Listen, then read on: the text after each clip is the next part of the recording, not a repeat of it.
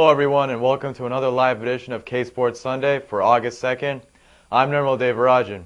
There's plenty to talk about today, but first, let's get you caught up on all of today's stories. The Red Sox were back in action in Baltimore this afternoon. Trade deadline survivor Clay Buchholz was on the mound, but this one was all about the offense. Drew. Last night, so we have the J.D. Drew right here driving it right up into the gap. He's going to get a double. 2 runs will score. Drew was hurt and he played this game, but we'll see as in the next play, Lowell lining it to left. It's going to drop in for a single, and Drew will hobble all the way over into home. You see that play right there, and he kind of aggravates that groin again. So they'll take Drew out, and Rocco Baldelli will take right field in place of Drew. And here we are, top of the second, Boston up 4-0. Nice double right there.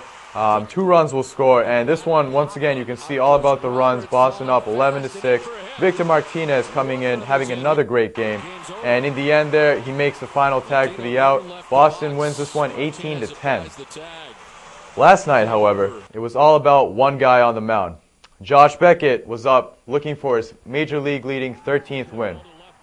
And top of the first right here, Dustin Pedroia driving it, solo shot into left field, his 6th home run of the year. Next up, newly acquired Indian, now a Red Sox, Victor Martinez. You see the fans here in Baltimore appreciating that. Beckett here on the mound, K's, two strikeouts right there. That's his 3rd one, getting Wieters on the bad swing. Great outing for Josh Beckett on the mound. Now we have top of the 6th, Victor Martinez, single to left, his first hit as a Red Sox, gets Ellsbury to come home. Nice play right there by Martinez. First hit in a Sox uniform. Now in the bottom of the 6th, Victor showing to everyone that he can play some defense, flashing the leather right there. Beckett can't make the play, but nice stop by Victor Martinez once again.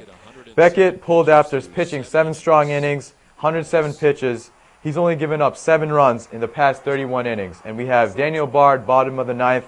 Kays Mora giving Beckett his 13th win, leading the majors. The Red Sox win that game 4-0. Not all good news for the Red Sox, as two members of the organization have been linked with steroids. The latest culprits, however, are a little less high profile than Big Papi or Manny Ramirez. 2 security guards, one the son of Red Sox broadcaster Jerry Remy, were reportedly caught with a vial of steroids shortly before the All-Star break last year. It's unclear whether the 2 staffers acquired the performance-enhancing drugs, but both deny involvement with any Red Sox players. It is also unknown whether or not an asterisk will be placed next to any of the security guards' accomplishments. Tiger Woods appears to have bounced back nicely since missing the cut at the British Open a few weeks ago, as he has been near dominant in the Buick Open this weekend. Woods shot a 7-under on Saturday, taking a 1-shot lead into Sunday, and has managed to hold on through 16 holes with a 20-under par, remaining 3 shots in front of Roland Thatcher. Patriots training camp opened this weekend with a few familiar faces. Patriots QB Tom Brady met with the media yesterday, announcing he will, unlike last season, be active in preseason games. I think it's really important for a quarterback to be out there playing, and if you're the leader of the offense, you got to be out there leading in the preseason and the practices, and I'm excited for those games because I think we can make improvements in those games. There's different challenges for all of us. For me, it's about not being the guy that holds this team back. I want to be the guy that's leading this team, and we got a lot of great players, and I want to be able to lead those guys. I think I've learned a lot of things that I couldn't have learned had I been playing, and things that help you grow as a person, as a player, as a leader, as a teammate, and I'm going to take those lessons, and I'm going to hopefully be a better player for them. And when you're sitting watching, it's no fun, and you're not a part of it, and you don't feel a part of it, even though you are a part of the team. But I feel a part of it now. Was seeing Vince Wilfork in a uniform. The Patriots defensive tackle is in the last year of his deal, and despite early rumors, he will not be holding out for an extension. I'm a ball player.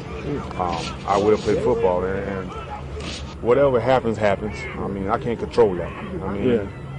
That's how it is. So after this year, hopefully I'm still around here. If not, oh well. I move on my career, and I'm pretty sure they'll move on with their organization. So But while I'm here, I'm gonna pay my dues. But business is business, and I'm here to serve what I need to do. And I'm gonna play, and I'm gonna play hard. I'm gonna practice hard. I'm gonna prepare. Obviously, the biggest story of the week. Obviously, the biggest story of the week so far was David Ortiz and the revelation that he tested positive for steroids back in 2003. For more on this, we go to YSA's own Alex Reamer. Alex? David Ortiz and Manny Ramirez, according to the New York Times, tested positive for performance-enhancing drugs in that supposed anonymous drug test taken in spring training of 2003. Folks, I have steroids on we, meaning I'm sick and tired of this story.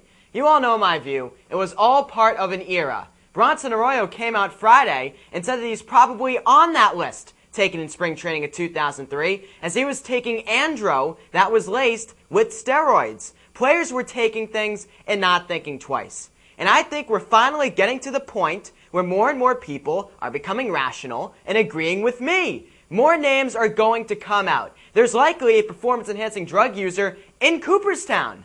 Baseball is cyclical. Things change, and that's how you're going to have to view the steroids era.